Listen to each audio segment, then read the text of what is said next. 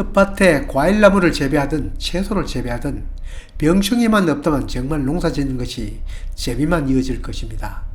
늘 드리는 이야기지만 전문 농장은 주력품만 가꾸니 재배에 대한 노하우는 물론 언제쯤은 무슨 병이 또 언제쯤은 무슨 벌레가 올지 모른다는 점을 훤히 꿰뚫고 적기에 방제를 하고 또 그 방제약을 갖추고 있으나 저부터 텃밭농을 키우는 농작물은 셀 수도 없이 많지만 거기에 대한 노하우도 또 그 많은 방제약도 갖추어 놓기 어렵습니다.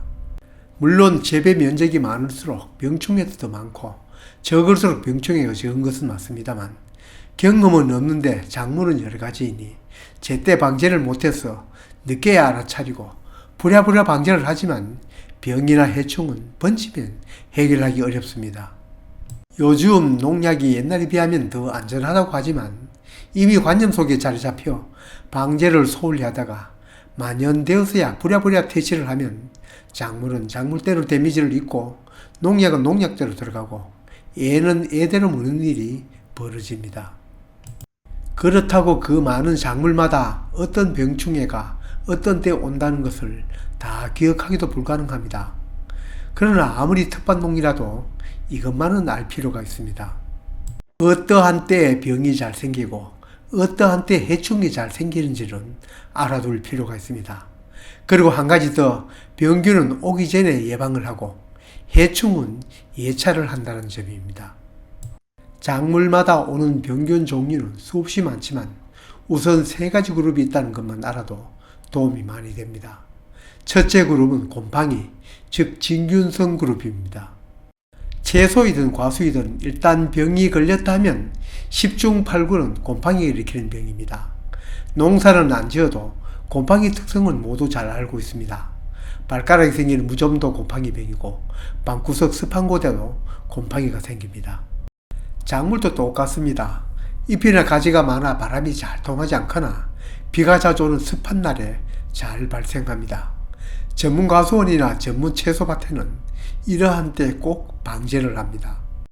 병이 안 들었지만 올지 모른다는 생각이 들면 예방 위주의 농약을 치고 혹시 들었을지도 모른다면 치료제 농약과 예방제 농약을 섞어칩니다. 잠깐 내리는 비야 다시 비가 그치면 괜찮으나 오랫동안 내리면 일기예보를 듣고 오기 전에도 온 후에도 칩니다. 텃밭 농약 그렇게까지는 못하더라도 습한 날씨가 계속되면 방제는 해야 합니다. 병해는 병증이 보이면 후에 방제를 하면 쉽게 낫지 않으니 작물은 작물대로 사람은 사람대로 힘이 듭니다. 다음 10중 하나 둘은 박테리아 즉 세균을 일으키는 병입니다. 세균도 비바람이 몰아치는 습하면서도 불순한 날씨에 잘 찾아오는 병으로 곰팡이성 병과 다른 점은 그 병증이 과격한 점입니다. 잎에 반점이 생겨도 모가나게 생기고 때로는 너덜너덜한 구멍이 나고 뿌리나 열매가 썩어도 곱게 썩지 않고 냄새가 심합니다. 지금 말한 이 두 가지 병은 약간의 차이는 있지만 습한 조건에서 잘 생깁니다. 바람이 심하게 불거나 비바람이 몰아친 후는 꼭 과수나 채소밭을 살펴보아야 합니다. 이것도 조기에 방지를 해야지 잎에 반점이 퍼지거나 이렇게 구멍이 나면 광합성을 제대로 못하니 열매에 지장이 갑니다. 왜 이렇게 진균성 병과 세균성 병을 구별하나 하면 바로 치료하는 농약이 다릅니다. 세균성 병은 일반 살균제로는 효과를 보기 어렵습니다. 항생제 농약을 써야 합니다. 같은 병이라도 바이러스 병은 이들과는 somewhat 다릅니다. 바이러스 병은 씨앗이나 모종에서 옮겨지거나 아니면 진드물이나 총체벌레 같은 해충이 옮깁니다. 바이러스가 일으키는 병은 잎이나 열매에 모자이크처럼 무늬가 생기거나 잎이 오글오글하게 변합니다. 작물에 걸리는 바이러스 병에는 치료약이 없는 것들을 모두 알고 계실 겁니다. 바이러스 병 종류도 수없이 많은데 이들을 치료할 약 개발에 투자하는 농약회사는 없을 것입니다. 우리가 건강하면 바이러스를 이겨내듯 작물도 스스로 이길 경우도 있지만 효율적인 면에서는 조기에 제거하는 것이 현명한 방법입니다. 그러니 앞에 얘기한 발생 원인을 없애는 것이 최선의 방법입니다. 진균성 병이나 세균성 병이 습한 곳에 잘 생긴다면 진딧물, 총체벌레, 가루이, 응애 등 해충은 그 반대 환경인 건조한 곳에서 잘 생깁니다. 메뚜기, 매미, 모기, 파리와 같은 곤충도 여름에 활기치는 것처럼 농작물의 해충도 고온에 잘 번식합니다. 그러니 고온 건조가 그들이 살기 좋은 환경입니다.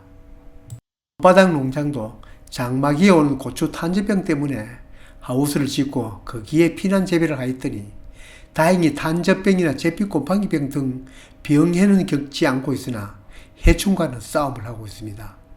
하우스 고추 첫 시작 해에는 응애로 몸살을 앓았고 다음 해는 진딧물과 담배나박으로 몸살을 앓고 그 다음 해도 연연히 진딧물, 총체벌레, 가루이와 싸움을 벌이고 있습니다. 병해충은 외부에서 들어오기도 하지만 토착하는 병균이나 해충이 더 많습니다. 연연히 발생하는 하우스 해충, 들어오지 못하게 방충망새로 가리고 안에 있는 토착 해충 잡으려고 이렇게 토치로 밭을 갈아가면서 짖어도 올해 또 진딧물이 만연하였습니다. 5월에다 건조, 해충 자라기 딱 알맞은 환경이라 살충제를 쳐도 금방 불어납니다. 올해는 밖에 심은 고추보다 하우스 안에 심은 고추 농약을 더 많이 친 셈이 됩니다. 연에는 탄저병이나 다른 병이 없을 만치 고추나무에 가끔 물을 뿌려 건조한 환경은 막아볼 예정입니다. 지금까지는 점적 테이프로 물 공급을 하여 잎과 줄기에 연면 시비 외에는 물이 묻을 데가 없었습니다. 어떤 어머니가 날씨가 맑으면 남학신 장사 아들이 걱정이고 비가 오면 소금 장사 아들이 걱정이란 말처럼 농부는 비가 오고 습하면 병해 올까봐 걱정이고 고온 건조하면 해충 걱정을 해야 합니다. 재미로 짓는 텃밭 농사가 많으니 걱정이란 말보다는 유의해야 한다는 표현이 맞겠습니다. 병피해든 해충피해든 오더라도 빨리 발견하여 처리하면 그만큼 피해도 줄이고 방제의 노력도 덜 들일 수 있습니다. 병은 예방, 병이 붙지 않도록 통풍에 유의하고 습한 기후에는 예방약인 보호살균제를 살포해야 합니다. 반면에 해충은 예찰입니다. 해충이 오지 않았는데 미리미리 약을 치면 오히려 내성만 길러줍니다. 건조한 날이 계속되면 앞뒷면과 속잎을 자세히 살펴보아야 합니다.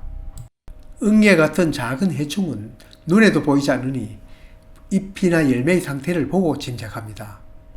해충도 해충별 발생하는 철이 있으니 그걸 알면 도움이 되지만 그 많은 작물, 그 많은 해충 일일이 다 기억하기보다 해충 달력을 만들어 놓는 것도 도움이 됩니다. 그렇지 않으면 자주 살펴야 합니다. 특히 건조한 날이 계속될수록.